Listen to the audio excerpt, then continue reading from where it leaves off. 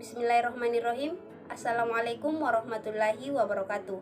Kami dari kelompok 3 yang terdiri dari 4 anggota kelompok yang masing-masing bekerja sama untuk menyelesaikan tugas ini. Sebelumnya, perkenalkan nama saya Nur Alia dan anggota kelompok saya yaitu Sri Devi, Nur Anissa Sri Febriani Muhlis, dan Tiara Permatasari. Video ini kami buat untuk menyelesaikan tugas dari mata kuliah Ekonomi Koperasi dan UKM dengan dosen pengampu Ibu Hastuti Mustaqim, SPD, MPD. Adapun materi yang kami bawakan yaitu faktor pendorong dan penghambat koperasi dalam memasuki pasar global. Berikut video presentasi kami.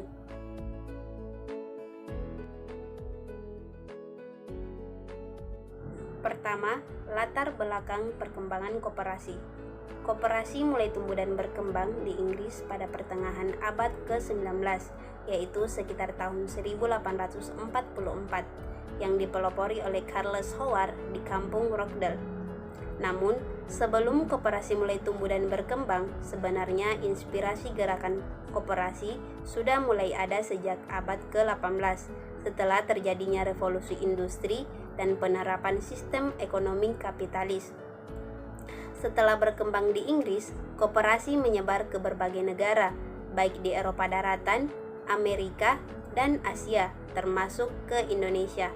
Pada dasarnya, koperasi digunakan sebagai salah satu alternatif untuk memecahkan permasalahan ekonomi dan meningkatkan kesejahteraan masyarakatnya. Koperasi masuk ke Indonesia sejak akhir abad ke-19, yaitu sekitar tahun 1896 yang dipelopori oleh Raden Arya Wiriatmaja. Namun secara resmi, Gerakan Koperasi Indonesia baru lahir pada tanggal 12 Juli 1947 pada Kongres 1 di Tasikmalaya yang diperingati sebagai Hari Koperasi Indonesia. Perkembangan usaha koperasi, usaha menengah kecil atau UKM. Dari perspektif dunia, memang sudah diakui bahwa UKM memainkan suatu peran penting dalam pembangunan dan pertumbuhan ekonomi. Tidak hanya di negara-negara yang sedang berkembang saja, tetapi juga di negara-negara maju. UKM di banyak negara mempunyai kontribusinya terhadap pembentukan dan pertumbuhan PDB paling besar dibandingkan dengan kontribusi dari UBI. Sangat penting bagi koperasi dan UKM untuk mengetahui dan memperhatikan faktor-faktor yang mempengaruhi perkembangannya. Adapun faktor-faktor yang mempengaruhi perkembangan koperasi dan UKM antara lain partisipasi anggota, solidaritas antar anggota koperasi, perkembangan modal, keterampilan manajerial, jaringan pasar, produk, sistem prasarana, pelayanan pendidikan dan penyuluhan, segmentasi, tingkat harga, serta kemitraan pemerintah untuk menempatkan koperasi dan UKM sebagai soko guru nasional. Materi selanjutnya yaitu pengertian koperasi menurut para ahli. Yang pertama, Arifin Al-Caniago.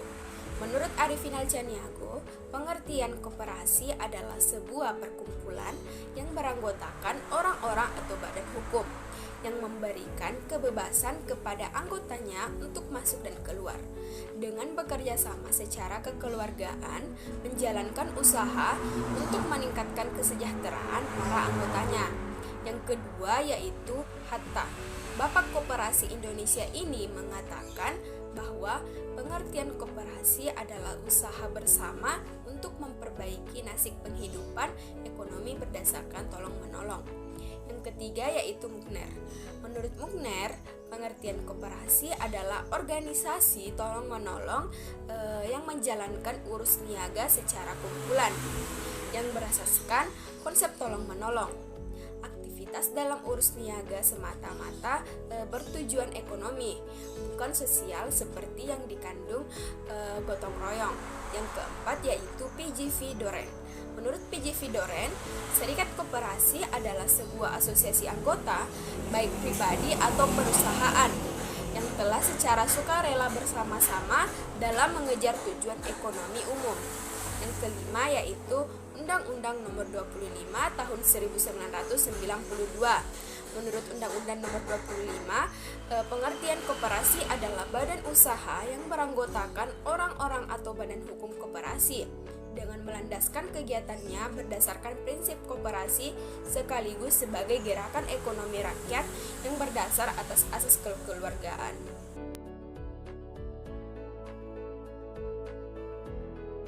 Adapun faktor penghambat koperasi dalam memasuki pasar global. Yang pertama, pengaruh negara asal. Asosiasi atau persepsi serta kepercayaan mental yang dipicu sebuah negara akan mempengaruhi peluang sebuah negara untuk memasuki pasar global. Yang kedua, persepsi konsumen tentang negara asal.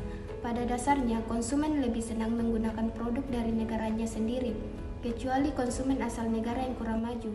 Semakin bagus citra sebuah negara, maka label made in semakin penting.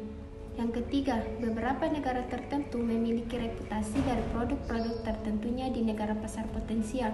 Yang keempat, kerjasama koperasi dan lembaga non-koperasi telah ada yang berlangsung atas landasan saling menguntungkan antara kedua belah pihak.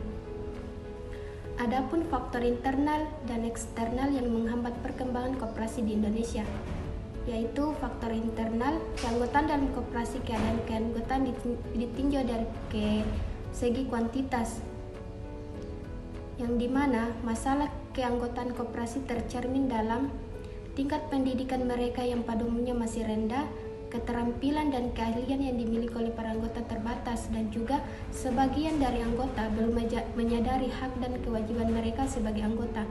Adapun faktor eksternalnya, yaitu iklim yang mendukung pertumbuhan koperasi belum selaras dengan anggota koperasi, seperti kebijakan pemerintah yang belum jelas dan efektif untuk koperasi, dan juga banyaknya badan usaha lain yang bergerak pada bidang usaha yang sama dengan koperasi. Itulah tadi hasil presentasi dari kelompok kami. Lebih dan kurangnya mohon dimaafkan. Wabillahi taufiq wal hidayah. Wassalamualaikum warahmatullahi wabarakatuh.